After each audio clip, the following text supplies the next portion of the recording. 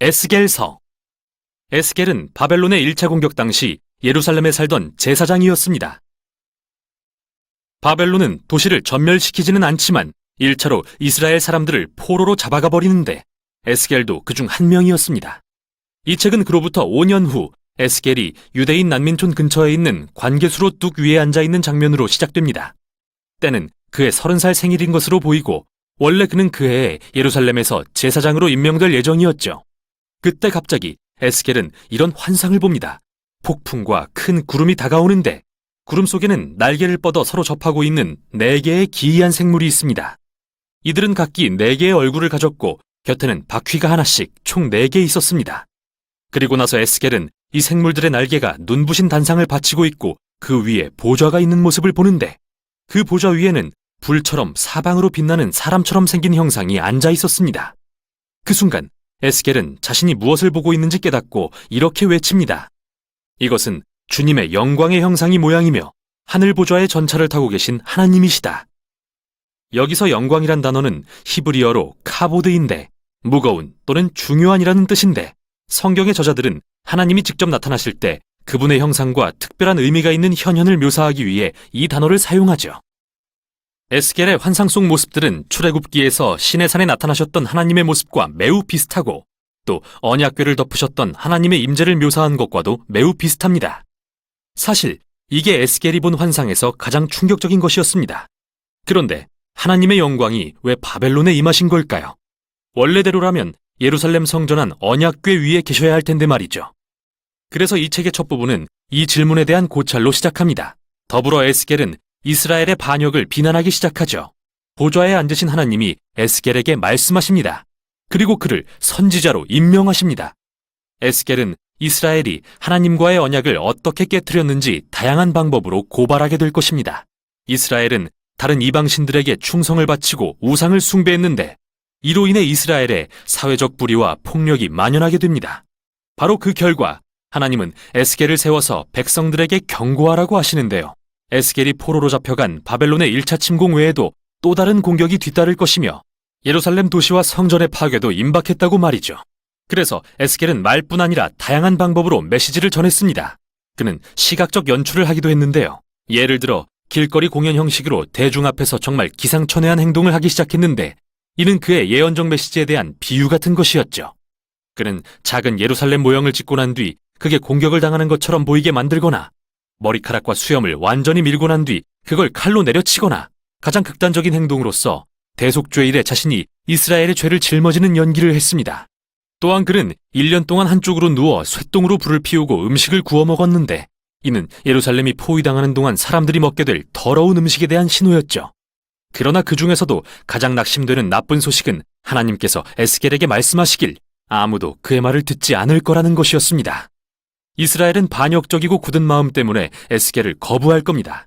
이는 광야에서의 반역 이후 모세가 이스라엘 백성에 대해 묘사하길 언젠가 포로가 될 것이라고 한 예언을 상기시키는데요.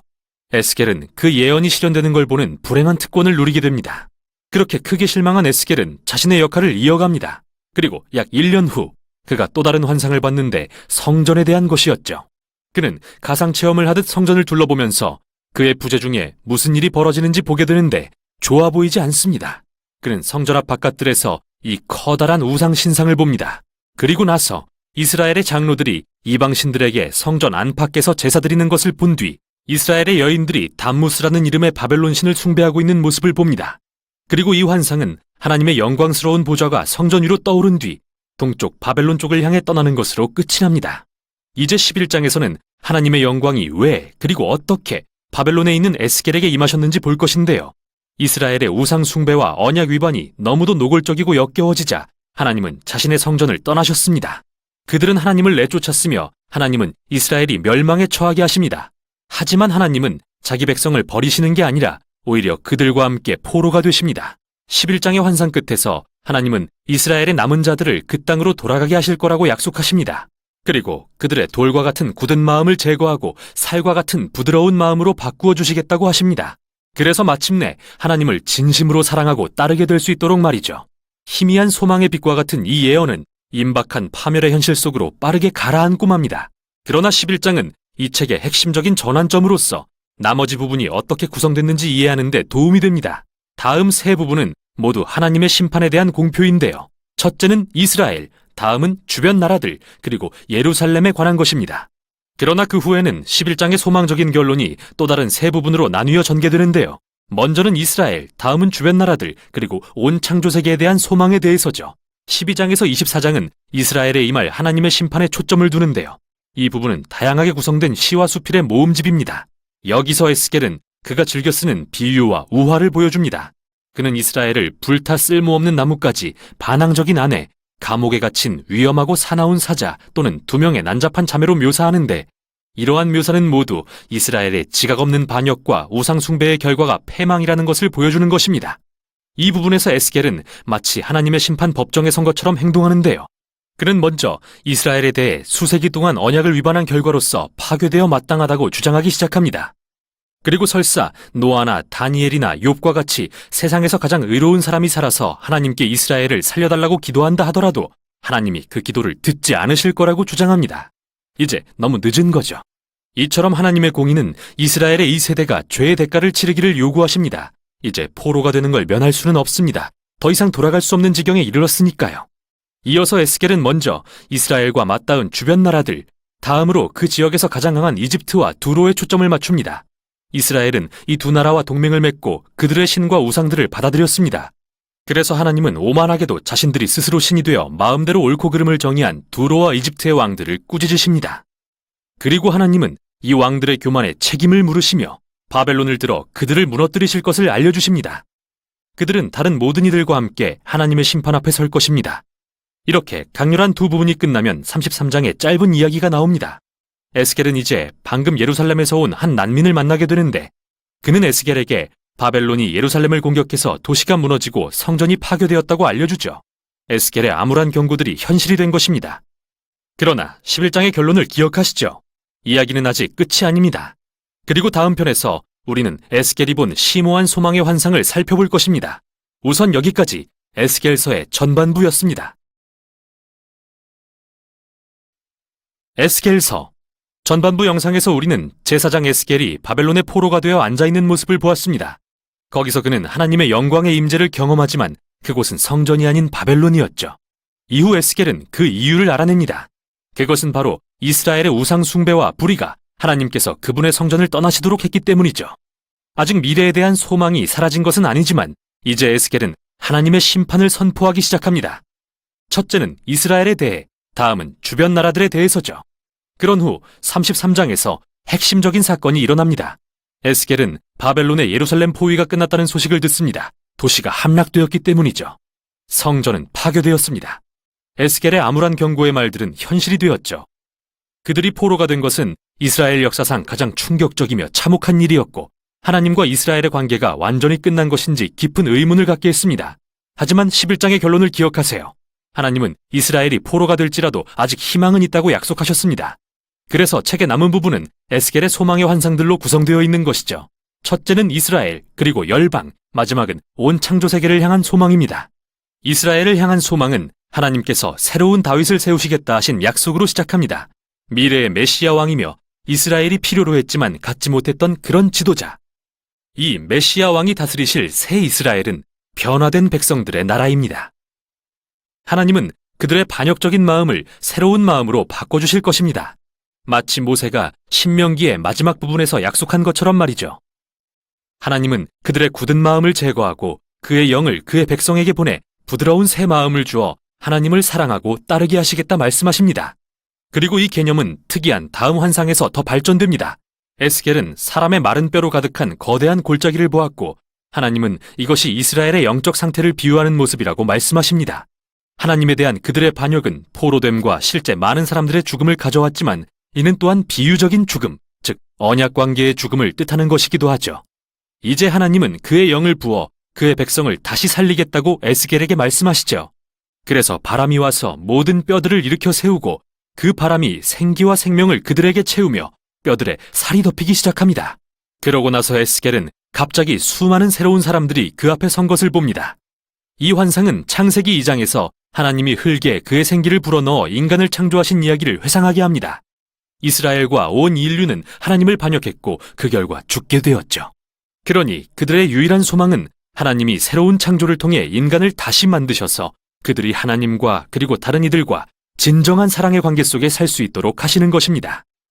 그렇게 하나님이 그의 백성들의 마음에 있는 악을 다루신 후에도 여전히 몇 가지 풀리지 않은 의문이 남습니다. 이를테면 온 열방에 여전히 만연한 악은 대체 어떻게 된 것이며 하나님의 영광의 임재가 떠나간 성전은 앞으로 어떻게 될 것일까? 바로 이게 이 책의 끝부분이 둘로 나누어 다루는 내용입니다. 먼저 38장과 39장은 열방에 만연한 악을 마곡 지역을 다스리는 곡이라는 이름을 가진 왕으로 의인화하여 하나님께서 최종적으로 모든 악을 물리치실 것을 약속합니다. 이 이름은 창세기 10장에 나오는 고대 왕국과 땅의 족보에서 유래된 것으로 먼 옛날에 있었던 강한 나라들을 연상시킵니다. 이렇게 에스겔은 성경에 나오는 고대 왕의 이름을 통해 모든 난폭한 나라들의 모습을 상기시키는데요. 우리는 곡이 사방에서 나아오는 7 나라들과 동맹을 맺는 걸 보며 그가 명백히 모든 열방을 대표하는 인물이라는 것을 알게 되죠. 또한 이것은 왜 에스겔이 책의 전반부에서 이집트와 두로의 왕들에 대해 사용한 표현들을 곡에게도 사용하는지 이해하게 도와줍니다. 에스겔에게 곡이란 성경에 나오는 가장 악하고 폭력적인 인물들의 결정체로서 하나님을 대적하는 반역한 인간의 전형이라 할 수 있습니다. 이 2장의 기본 이야기는 이렇습니다. 곡은 그의 백성을 회복하시려는 하나님의 계획에 저항합니다. 그리고 마치 출애굽 당시의 바로처럼 이스라엘 백성을 파멸시키려고 합니다. 그러나 하나님은 공의로 곡을 심판하시는데요. 여기에 나오는 여러 장면들은 순서대로 읽을 경우 문자적으로 이해가 잘 안 됩니다. 왜냐하면 처음부터 곡과 그의 군대들이 지진으로 소멸되기 때문이죠. 그리고 그들은 2번에 걸쳐 불에 다시 소멸됩니다. 그리고 나서 하나님이 오셔서 곡과 그의 군대들을 전장에서 쓰러뜨리고 시체가 매장되지 않은 채 거기 몇 달을 있습니다. 분명히 이 장면들은 상징과 형상으로 가득하죠. 에스겔은 그가 가진 모든 시적 표현을 활용해서 하나님께서 결국 그분의 세상을 망친 인간의 악을 어떻게 멸하기로 결심하셨는지를 말하는데 그것은 하나님께서 새로운 창조를 위한 길을 닦으시는 것이죠. 그렇게 열방에서 악이 마침내 사라지고 이 책의 마지막 부분은 하나님의 임재가 어떻게 다시 성전과 그의 백성에게 돌아오셔서 전 우주적인 회복을 이루실지에 대해 서술하죠. 에스겔은 먼저 새 성전과 새 도시에 대한 매우 길고 상세한 환상을 봅니다. 그는 천상의 안내자를 따라 새 성전을 보게 되는데 그곳은 심지어 솔로몬의 성전보다 크고 웅장했죠. 새로운 제단, 새로운 제사장들, 완전히 새로운 예배제도가 있었습니다. 에스겔이 새 성전을 모두 본 후 그의 맨 처음 환상에 나왔던 하나님의 영광스러운 보좌가 이 새 성전으로 돌아옵니다. 성전에 대한 이 환상들의 의미는 아주 오랜 기간 동안 논쟁의 원인이 되어왔습니다. 그래서 일부 기독교인과 유대인들은 이 환상이 언젠가 글자 그대로 이루어질 것이라고 믿습니다. 그리고 이 장들이 메시아의 재림과 함께 하나님의 나라가 임하는 실제 모습을 보여주는 청사진과 같다고 말하죠. 그러나 대다수의 기독교인과 유대인들은 이 환상이 에스겔의 다른 환상들처럼 상징으로 가득하다고 생각합니다. 이것은 다가올 하나님의 나라에서 그분의 영광의 임재가 백성에게 임할 사실을 알려주는 것이지 꼭 특정한 건물의 형태를 의미하는 건 아니라는 것이죠. 여러분의 견해가 무엇이든 간에 중요한 점은 에스겔이 이 도시를 절대 예루살렘이라고 부르지 않는다는 건데요. 47, 48장이 그 이유를 보여줍니다. 에스겔은 작은 물줄기가 성전 문지방과 계단 밖으로 흘러나오는 것을 보는데요. 이 물줄기는 빠르게 거센 강으로 변하더니 성전과 도시를 넘어 사막으로 흘러나와 지구상 가장 황량한 장소인 사해 계곡으로 흘러들어갑니다. 그런 다음 그 강은 생명과 나무들을 만들어내고 죽은 바다 사이는 식물과 동물들이 가득 찬 살아있는 바다로 변합니다. 이 모든 광경들은 창세기 1, 2장의 에덴 동산을 떠올리게 하는데요. 우리는 진실로 에스겔의 환상이 얼마나 장대한 것인지 보게 됩니다. 하나님의 계획은 늘 온 인류와 모든 창조 세계를 생명을 주시는 그의 임재로 회복시키는 것이었습니다. 그렇게 이 책은 그 도시의 이름인 여호와 삼마, 주께서 거기에 계시다를 외치며 마칩니다. 에스겔의 환상은 그렇게 끝이 납니다. 소망으로 가득 찬 새로운 미래, 생명을 주시는 하나님의 영으로 생동하는 새로운 세상, 거기에 거하는 새 사람들, 그곳은 하나님의 사랑과 공의가 편만한 세상입니다. 그리고 그것이 에스겔서가 전하는 내용입니다.